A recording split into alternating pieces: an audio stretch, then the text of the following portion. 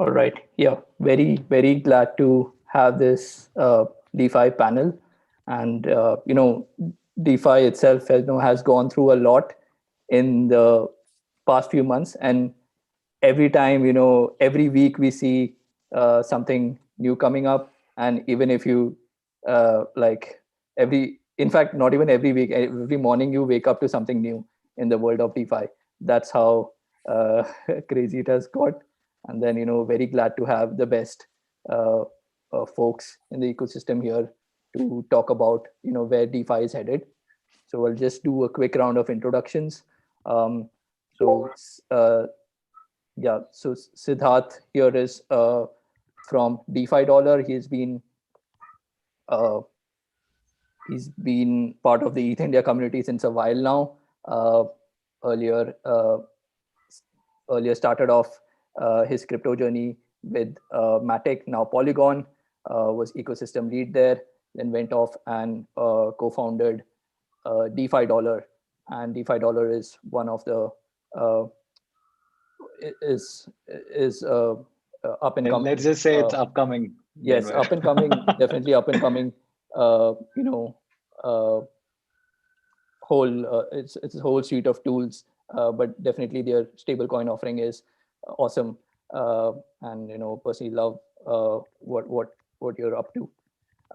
Then we also have Francesco. Francesco is a co-founder of Superfluid. Uh, was with had built RDI before, and really excited with what they're up to at Superfluid. Saw some really cool stuff being built last time, and looking forward to some cool things being built at this hackathon also. And yeah, and then we also have Dhaval. Dhaval is head of business development at Frontier. Frontier is one of the premier wallets uh, in the ecosystem, and a lot of super cool integrations and everything uh, at Frontier, uh, and just the sheer amount of functionality is pretty impressive, and I'm excited to hear what Dhaval has to say today.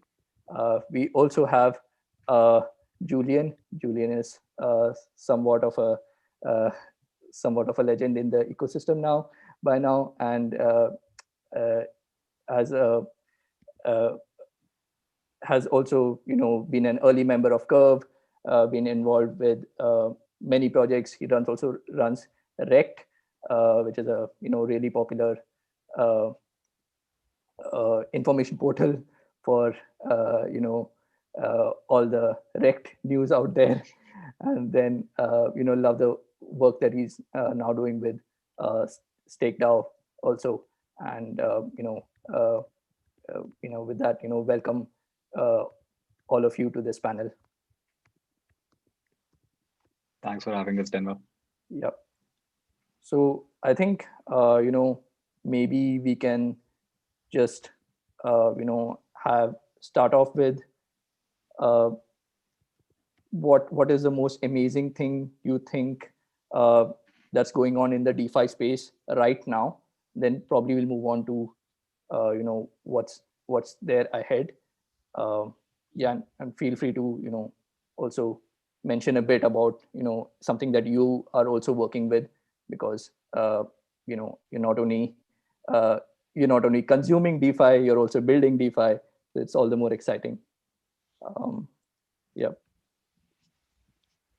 Start off, Siddharth. For sure. Thanks, Denver, for the opportunity. Really great to be here. So just to kind of highlight where we are, right? So all of us have been through the DeFi summer.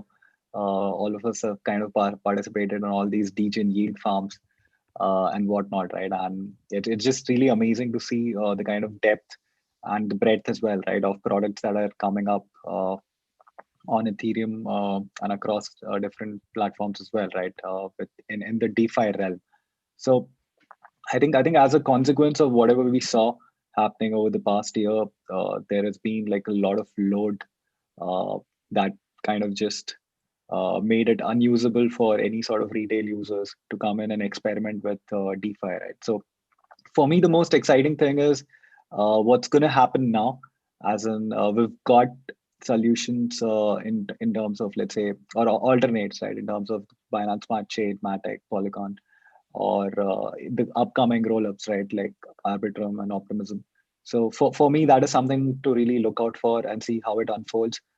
Some personal experience that we've had with DeFi dollar deploying incentivized pools on Polygon has been pretty optimistic, right? In the sense that that pun was not intended, by the way. So the thing that's happening there is we're seeing a lot of users doing $10 to $20 transactions for IBBTC, right? IBBTC is our interest-bearing offering that we're building with Badger. So previously, what was not able to happen on Ethereum was people couldn't actually experience what IBBTC had to offer just because they just couldn't get a buy-in, right? You can't spend like $50 to get $20 worth of IBBTC, right? And see how it performs, how the interest is getting generated, or probably just completely getting priced out. So that's something that's about to change. I don't think it's going to be a winner takes all sort of thing. We'll have multiple solutions coming together and kind of ensuring that DeFi actually gets taken to the masses, right? So just to end it there, I think I'm really excited about how these scaling solutions will pan out and how more and more, let's say, composable applications can be developed, right? Because for us at DeFi, I think Julian can attest to that. Ours is a highly composable product, right? We started out building on Curve. We leverage Yearn as well, and it's very tough, or it gets really expensive, right? In case gas fees are getting bloated, right? So for anyone who's building composable products or live streaming products, I think it's very essential for the community to be able to come and experience it, right? Otherwise, it's just going to be like a mass graveyard of protocols and no users. Yeah. True. Francesco, what do you think? Yeah. I think you're on mute. Yeah. Sorry. Yeah, completely agree with Siddharth. A lot of new protocols coming up, but ultimately need more users and we need lower fees. It's all very tricky, but I'm encouraged by a lot of new people joining the space. I think one thing that we have to thank the Binance Smart Chain for, which I didn't think I'd ever say this, is that they've actually brought a lot of new users. Like there are people that used BSC for the first time, and maybe they never used Ethereum, right? They downloaded MetaMask to use Binance Smart Chain. And those are new users that are getting used to managing a private key, are getting used to signing transactions, are getting used to the delays and all the problems. But those are new users that are going to stay, right? And when Binance Smart Chain, ultimately explodes, which it will, they'll move on to the next chain and to the next farms and the next things they can do, right? So I'm extremely optimistic because I think gateway drugs are important because you get people in with the cheap and dirty and fun stuff, but then they stay, right? And the more people stay, the more I'm optimistic that what we're building is sustainable. And for us, sustainability is very important. To use English as the main language, press the return key. So our first product, like Denver mentioned, was Ardite. And one of the reasons we didn't continue that was that it depended on interest rates, right?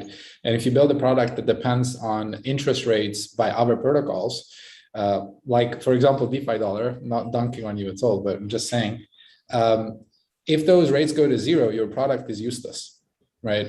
And it's not your fault. There's nothing you can do about it. It's just the market.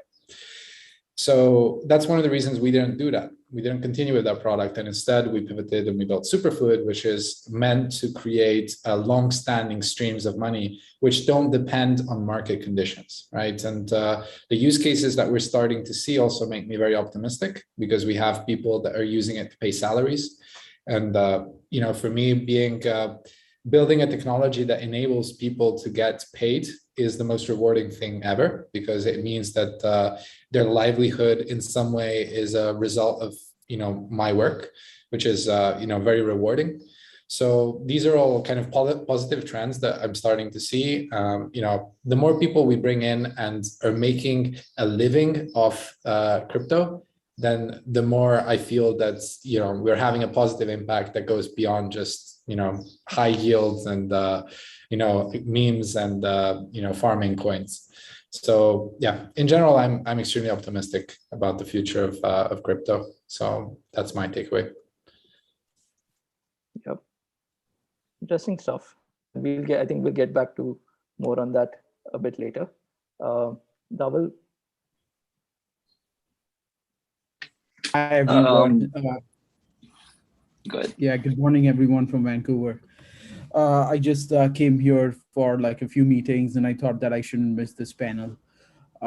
Yes, I completely agree. Francesco, it's a great, observation. I think, every new L1 is bringing in a new set of users. Okay, then they realize that, some protocols are on other L1s, predominantly Ethereum, Polygon, okay, Avalanche, okay, and then they try to understand, what does it take for a user to go from one platform to another. Okay, how do they send their assets? Okay, and that's when they actually learn quite a lot. My personal take on this is the future of DeFi is cross-chain DeFi. I have, apart from what Denver said, is, I'm also an investor in several upcoming projects, as well as L1s. And what I've noticed is, the cross-chain DeFi piece is probably going to be the single biggest one, simply because, users in the future will not care where their transactions are getting processed, or, where they're getting the yield from. And it will all be commoditized across platforms, across L1s. Okay, so say for example, today, Siddharth wants to swap, okay, Ethereum for Matic. Okay, he wouldn't really care, okay, whether that happens on Uniswap or on QuickSwap or Define. Okay, all that he will be concerned about is, my cost should be the lowest. Okay, I should probably get the maximum number of Matic tokens, okay, for the Ethereum that I have, and so on. So I think, yeah, that's where we'll see the future. We're seeing a lot of platforms also emerging that allow users to make more returns, in a platform agnostic way. So my personal investments are now focused more on, any application that enables something like this.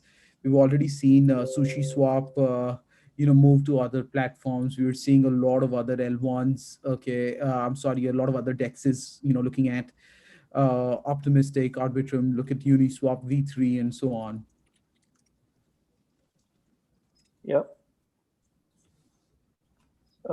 Yeah. So yeah, look, the future, that I think that is something that, adding to what Francesco and all said, that BSC and all and did bring in a lot of users, and it does look interesting out here. And these users, they don't really, at the end of the day, for the end user, it does not really matter, right? What, where, wherever they get the best rates or something, that is, that's where they will go. But then, it's, in here, like, it's also, kind of the responsibility of the people who are building these protocols. They are kind of molding user behavior. So that's also an interesting thing here. Julian, what do you think so far? What do I think about the DeFi in general, or more about layer 1 and layer 2? Yeah, we'll get to layer 1, layer 2 in DeFi in general. Like, what is the most exciting thing right now? Well, I think if you look at the history of blockchain and crypto, it always goes in waves. So basically, the one that completely changed the ecosystem was 2017, the ICO, and why? Because there was the standard of ERC20 tokens, and then we had thousands of different projects. Most of them were scams, but then 0.1% or 1% of them create some huge unicorns. Like Matic, Curve, Aave, Uniswap, SushiSwap, all those different projects got where they are now because of this wave of ERC20 standard ICO type of things 4 years ago.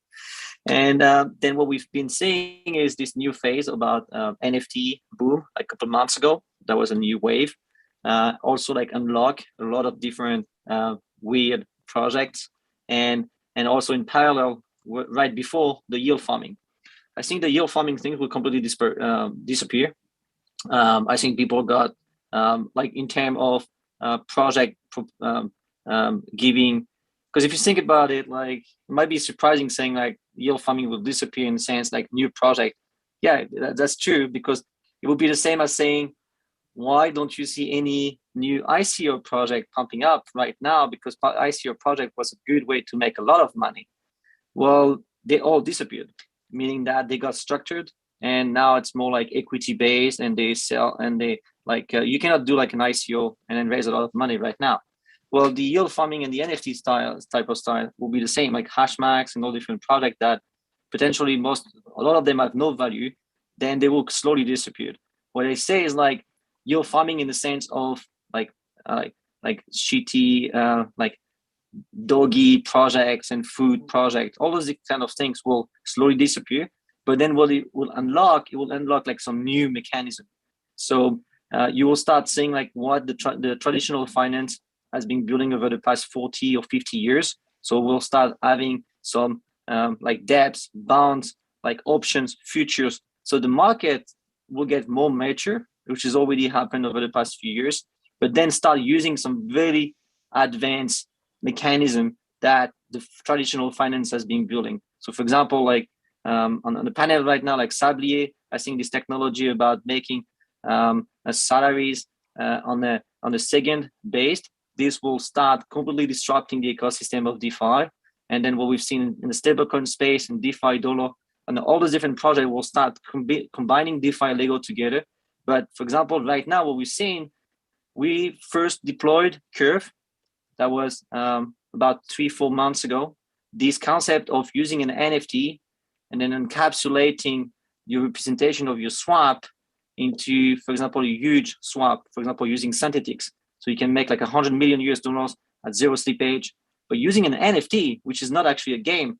And then we saw other projects catching up and then using the same kind of technology, for example, Uniswap B3, where you have your representation of liquidity being tokenized in an NFT. So my point is, we'll see like the new wave is something that we haven't thought about it, but it's not yield farming, it's not NFT, it's something completely new, because it's like, if you look statistically, if you look at the history of blockchain, ICO, yield farming, NFT. So right now there's something happening that we're not even aware. Either it's like some derivatives on top of layer 2 or layer 1, or is it something like it's cross-chain arbitrage and yield farming? But what's coming, it's something that's a mix of all of them, and then it's layer 1, layer 2, but built on top of them. So I think it's more like thinking outside the box, but something is coming even bigger than what we've seen so far. But I don't think the future is yield farming on NFT. It's like something combined, it will disrupt the space again. Yeah, so a lot of interesting takes there, Julian. And yeah, so you're saying yield farming will disappear, and then it will be replaced with something new. I think the yield farming will be included as a protocol. For example, if you look at some project like StakeDAO, Convex, you have this concept of yield farming, but you don't really see it.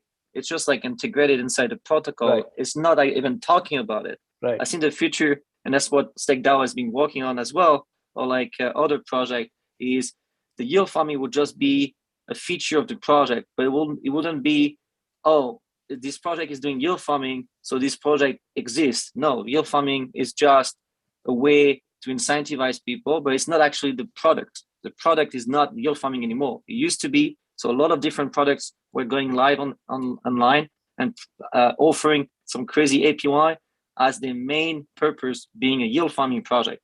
Well, this will be gone, because other projects will provide on top of yield farming something new. And this will actually be bigger API, but actually native API without reposing on the inflation rate or speculative a speculative aspect of an asset that can be traded on the market. Yeah. Okay.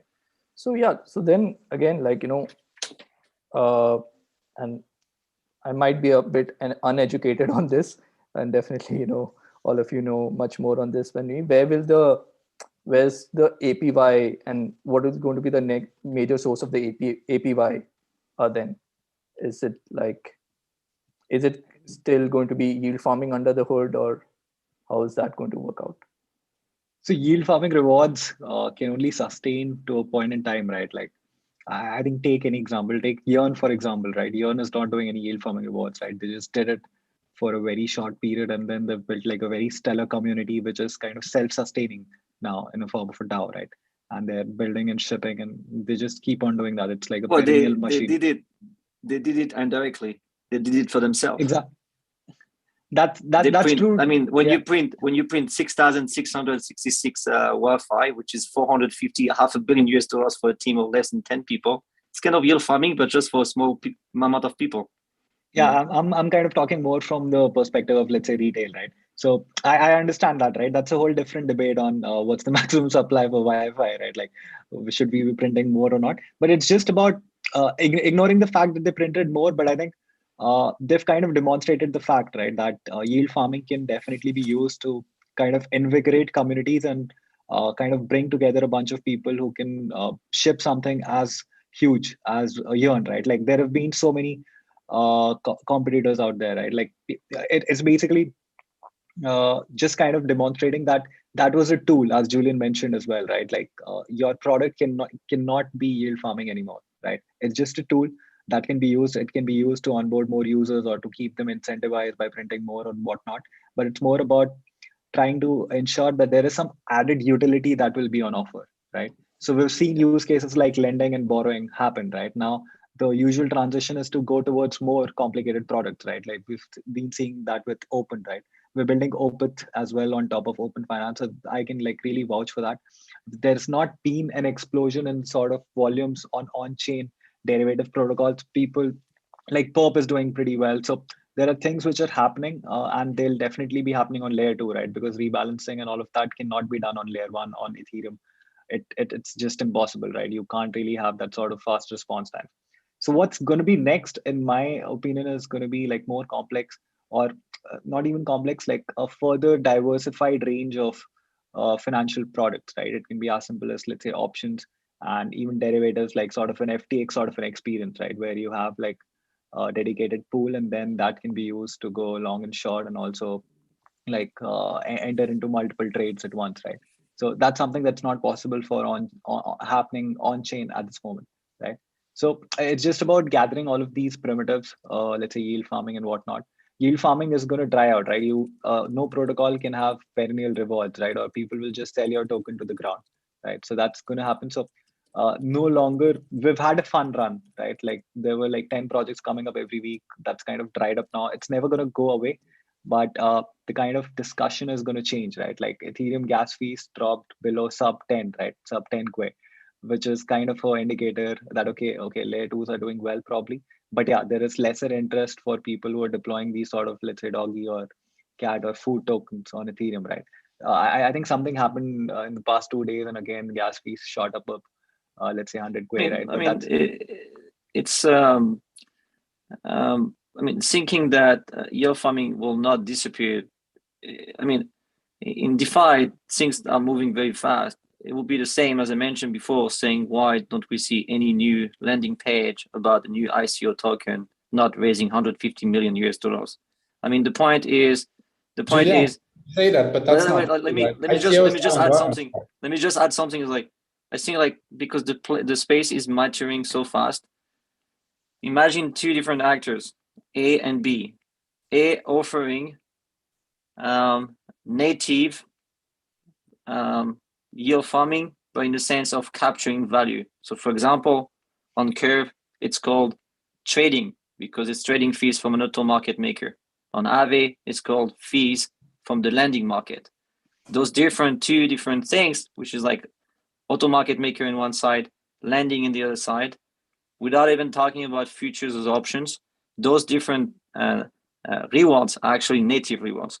So if two different projects offering $100 in net yield rewards and the other one, which is just a speculative asset, which is called yield farming, then this will disappear because the market will just get stronger. But then this project is offering $100 without any speculative asset, but just pure utility, might actually bring of yield farming on top of it, but it would just be hidden and then included inside the APY. And there will be no way for people to compete against that.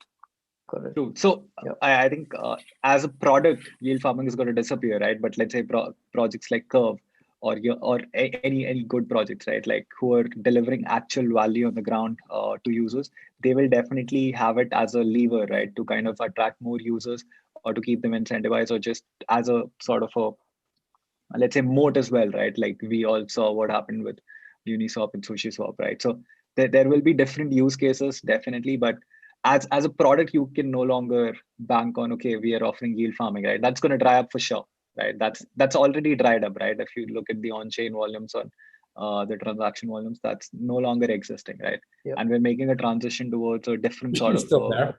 Yeah, Sushi is still there, right? And I mean, what's the sales proposition of Sushi? I mean, compared to it's an incentivized Uniswap, right? Yeah, exactly. I mean, I mean, as long as Sushi is there and it's worth more than $1, you're wrong. Yeah. But Francisco, the point there is, see, now you're comparing two protocols. The SushiSwap team has done an amazing feat, right? They're not just Uniswap anymore, right? The offering Miso, and it's kind of diversified a lot, right? If we're talking about, let's say, a 1:1 comparison, right? That is a different team. SushiSwap itself is still got volumes. SushiSwap itself is still working, and that's the tricky and true. I think Mm-hmm. that's a different discussion on having open source code and everything, right? But yeah, I think that's the beauty of Ethereum, right? It makes sure that teams who have shipped have to be on their toes, right? And constantly keep on innovating, and they can't just rest on their laurels, right? Like look at Curve, right? A protocol having like a multi-billion-dollar sort of TVL, right? They're still innovating and coming up with, let's say, different, not just stable swaps, right? That's something that Uniswap was already doing, right? So if you're not innovating, someone is going to come and eat your lunch anyway, right? So that's the beauty of it, right? And I definitely agree. This forking and vampire mining sort of things, I think they're interesting, right? So for me as a bystander, they're interesting. If someone comes and forks my protocol, it's going to be a different ballgame altogether, right? Yeah. All right. So I think just one last thing that I want to get into, and then after that we'll take up some interesting questions that have popped up. One thing I wanted to discuss is, okay, all this is great, like but all this is kind of yield farming, bento boxes, all these fancy things. They are more for crypto native folks now. What is the immediate thing we can do to onboard more people into DeFi? And I think Dhaval, if you'd like to add some thoughts on that, because as a wallet, what is some of the interesting things we can do there, and even otherwise, what are some interesting approaches there? The single biggest roadblock that we've noticed, okay, with DeFi is that there are no market-ready applications which can, fully, get users the confidence, okay, to migrate to DeFi completely. We've seen a lot of applications, okay, and they've done very well for themselves if you just look at the growth metrics. But even right now, to a layman, if you were to ask, okay, would you migrate to DeFi completely? Okay, I still don't think we're there yet. We will be there, okay, but we're not there yet. So what we've seen at Frontier is, users try out, initially when we integrate a new L1, users try out various features on top of it. Say, starting off with lending and borrowing, creating a wallet, sending and receiving tokens. And then they start using the DEX. Then they start using, other tools that we are still integrating, such as, an options and derivatives trading platform. Soon, we would have support for, other synthetic type of protocols as well. Okay, so that's something that we've noticed, and we find it very, very interesting. For us, the focus is more on, ensuring that the user experience is fabulous, okay, as well as it's safe and secure. Thereby, what we do is we try to ensure that, all the projects that we're bringing on board are audited. Although there is a limited way of securing your users' interest. Okay, we try to do as much as we can by conducting due diligence on projects, auditing their smart contracts by ourselves, apart from any third-party audits that they've used and so on. So that's been our approach at Frontier. Right. Interesting. Any thoughts by anyone else on that? Otherwise, we can move on to the questions. I think Julian pointed to something very interesting, and I think it relates to this. So, he mentioned ICOs. I would mention before ICOs mining, but the mining ICOs, then you had yield farming, and arguably now you have NFTs, right? Now, what all of these things have in common is they've brought in a bunch of people, right? It's usually how people joined. I'm not going to mention Silk Road, but that's another way. But that's how kind of the waves of adoption for crypto, right? And the thing they have in common is that they made people money. Like, people will join when there's a gold rush, right? People will come when there is a way to make money. They see everybody making money, they'll come in troves. So whatever the next big thing is, which is very sad for crypto, for the vision of blockchain now, because the original vision of blockchain was to, I mean, you shouldn't be an idealist. You should. I think. I'm not. I mean, I'm just saying, like, for blockchain, blockchain was supposed to make like the world more transparent, a better world, a better society, love and sex. Like, that was the original idea. No. It's a Trojan horse. So people, they'll let it in because it looks like money, but what's inside is only apparent afterwards, right? Yeah. So I don't mind why people join as long as the movement grows. And I think that's what these opportunities do. So whoever finds a great way to make people money, that's called, that's good. what you just describe it, it's called a drug, a powerful drug. You don't mind where they join. It's just, you just want to have a lot of people. Yeah, like a gateway drug, right? We need a gateway drug. Yeah, absolutely. Yeah, and that's very interesting. And once you, I think people people right now initially will join for the high APYs, for the gold rush and everything like that, but then something that will make them stay, and this kind of hits you because the ease of use and all, it takes this somewhat of a learning curve to become a crypto native, but once you once you go crypto, you can never go back, right? I don't think there are very few people who, once they get a cool a whole overview of where the system is, they're like, no, this sucks, I'm going back to like traditional finance. I know someone. Oh, you do? He works for Google, back into the Google, but yeah, that's a bit strange. But yeah, I think maybe because DeFi and crypto is very savage. So if you do like a burnout, I mean, we've seen a lot of people doing bear market. It's easy now today to say that as soon as you make it into crypto or blockchain, then it's very unlikely that you will go away and then go back to trading or whatever. But doing bear market, a lot of people left crypto. Yes, and they might say now today, when crypto went up, oh no, I was still there. No, they actually took a job and they left. As mentioned for Francesco, they were here for the money, but then when the money went away, they disappeared. So that's the reality of this space. A lot of people are here for greediness reasons, and but then a lot of builders are just here for the passion of building and making this space a reality. Right, and true. But then I also think that with every cycle, every bull and bear cycle, we are seeing this number increasing. I think that's an optimistic way to look at it. Right, and that's the beauty of blockchain, right? You can't say, okay, you're a gold digger, right? Like, you're coming in for the gold rush. Don't come into the blockchain space, right? That's against the core tenet, right? So we're going to have all kinds of people that's I mean, I'm fine, 100% sure that a lot of Yeah. people in the gold rush, they hear for crypto, but you tell them if they like blockchain, they say, no, I'm not into blockchain. You know, I'm 100% sure you will find a lot of those people, you know. They're not here for the tech, you know. There are, Julian. I think less than 5% of the people are here for the tech, right? At the end of the day, everyone wants to kind of do well, right? And for the retail folks, right? Forget the builders, right? Builders believe in it. That's why they're building stuff, right? I mean, They're that's a good. tourist.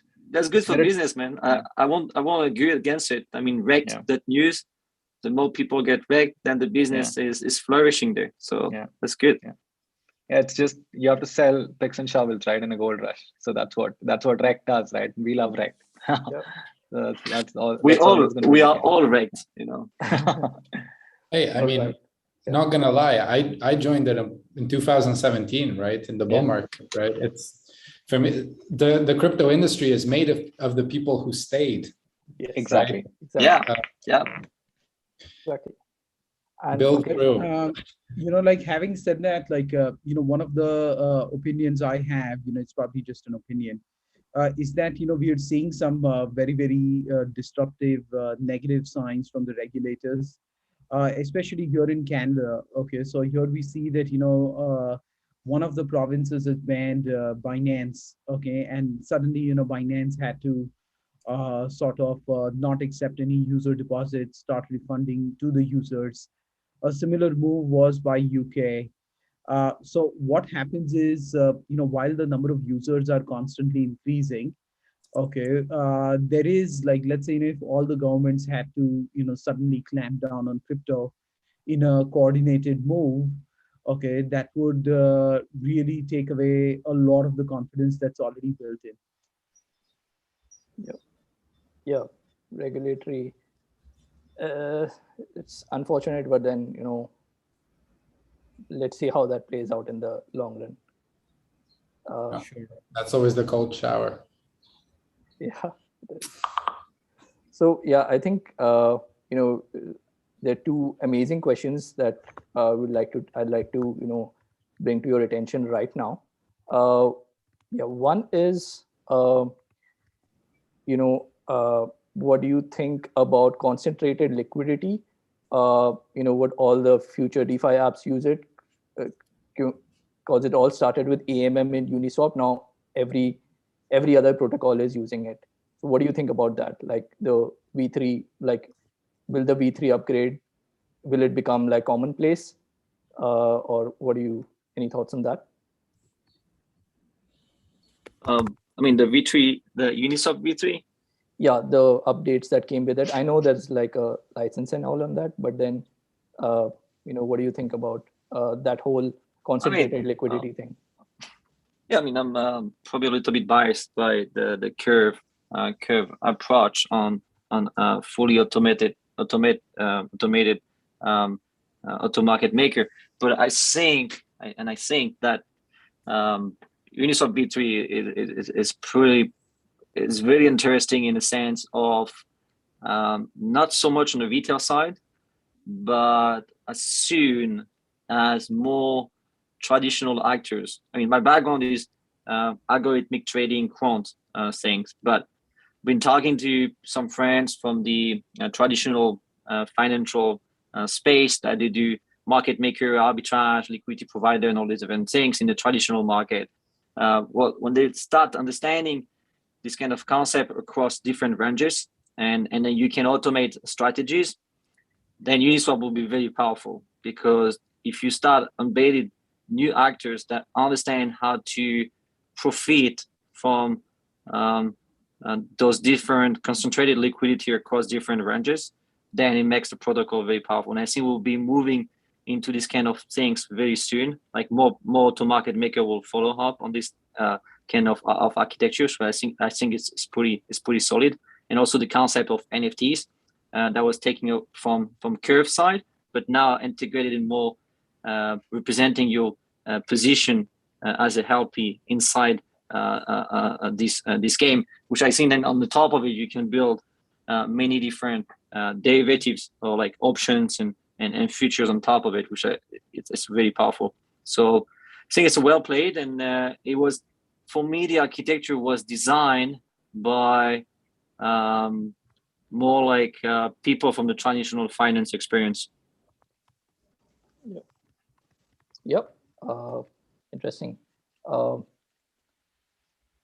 think I can move on to the next question unless anyone wants to add to that on. Yeah, go ahead. We just add that I think it's great that they're looking at capital efficiency, but it's not the only way to achieve it. Like concentrated liquidity is not the only way to be capital efficient. And actually, there's a protocol coming very soon built on Superfluid, which basically achieves much higher capital efficiency than Uniswap, with much lower liquidity, much higher throughputs, without concentrating liquidity, right? So there's different ways of doing it, but definitely an amazing achievement by Uniswap. But I think their achievement is more on shifting the focus to capital efficiency rather than exactly the way they built it. Interesting. All right. So this is another very interesting question. Okay, so Florian asks, what is your outlook to privacy-preserving DeFi protocols like Secret Swap? Will removing MEV and front running help stabilize protocols or disincentivize them? Yeah, privacy-preserving protocols. Any thoughts on that? Well, I think I do believe that if we want to continue playing with DeFi in the short or medium term, because of regulation coming up and stepping up into the game and providing their own stable coins, like in Asia, China, or Europe, or the US, then I think pushing for privacy and that will be our only way to stay alive. And this will come by the fact that if privacy cannot be stopped and those transactions cannot be stopped, then regulation will need to adapt and to find other way to stop crimes and other things. But because what lobby and central institutions or institutions worldwide will have to do in order to survive is to control blockchain and control DeFi. I'm not sure if you've seen like what the SEC or another institution said in the US. They said that they want to take transactions that were basically modified the blockchain in such a way that you can basically take away some of the transaction or just revert some of the transaction. Saying that they don't really understand the tech and they don't understand what's happening, but they really want to control it. So for us as a community, if you really want to build this as the next phase of society, like being a new revolution, then you need to focus on privacy. Because when privacy comes live and there's no way to stop it, then people will just build on top of it rather than trying to stop it. Yep. Anyone else has thoughts on that?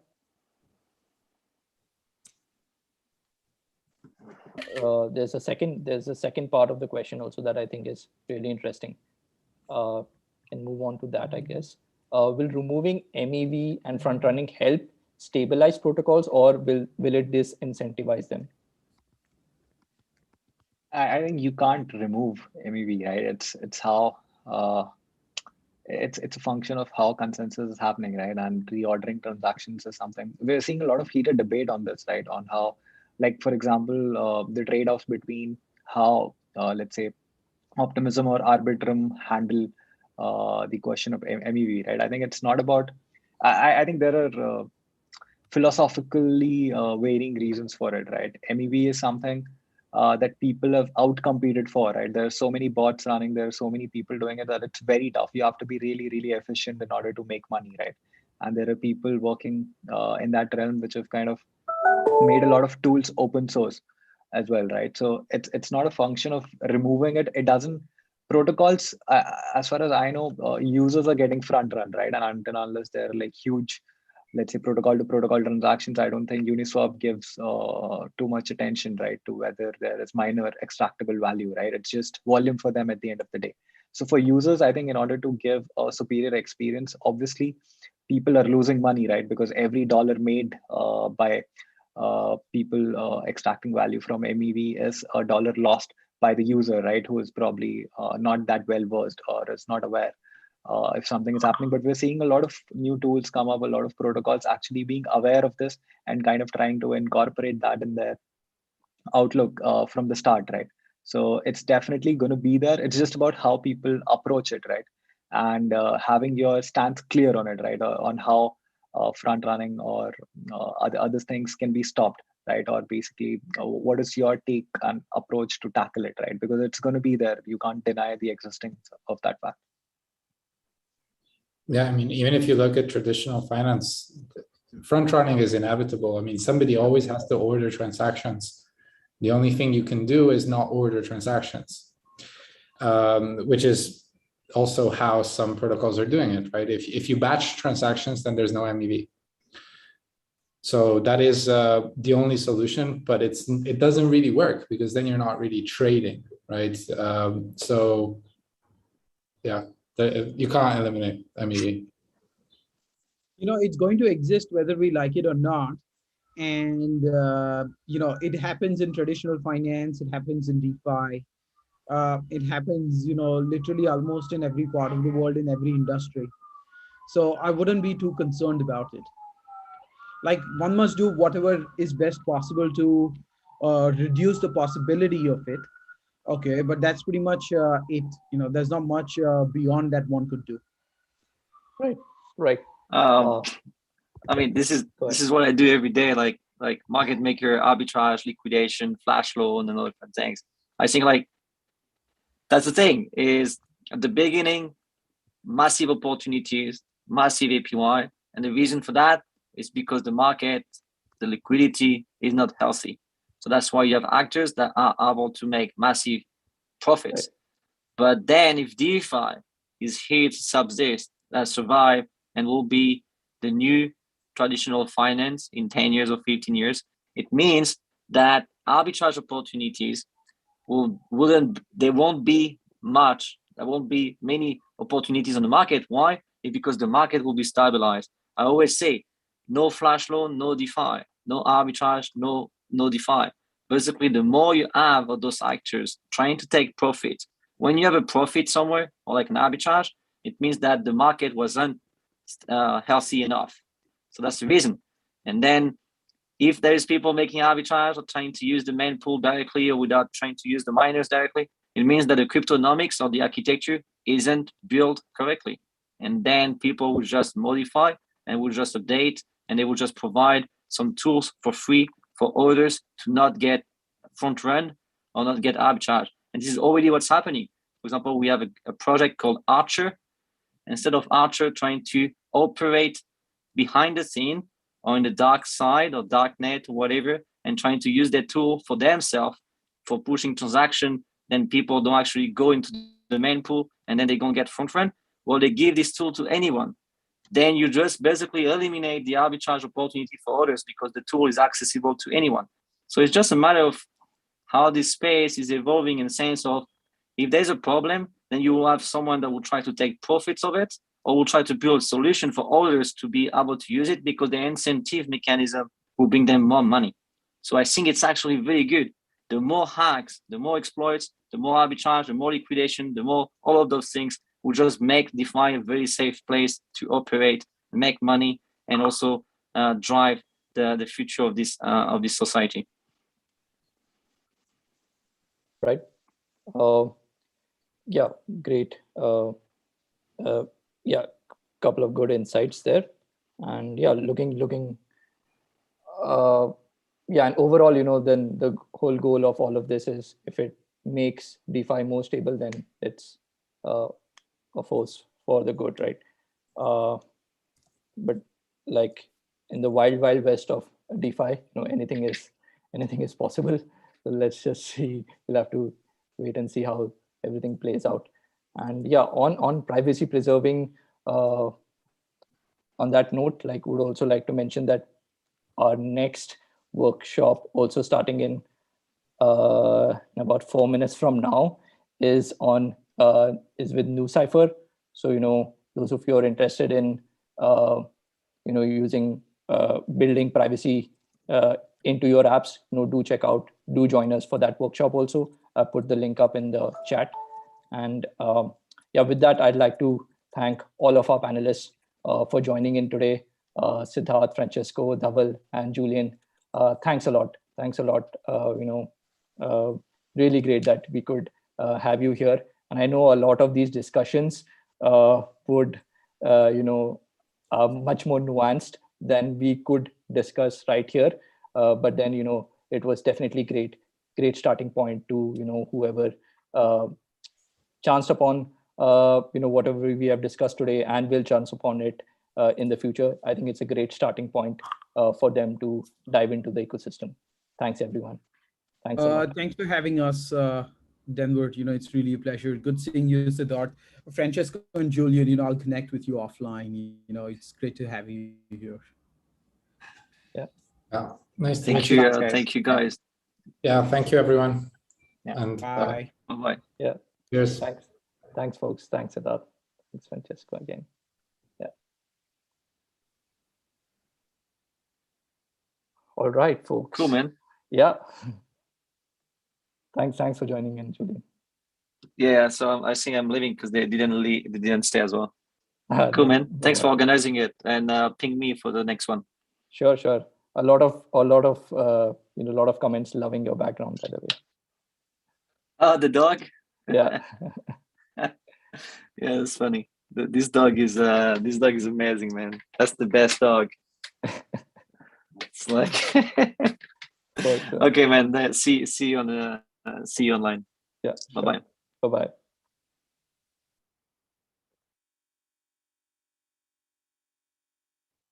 All right, folks.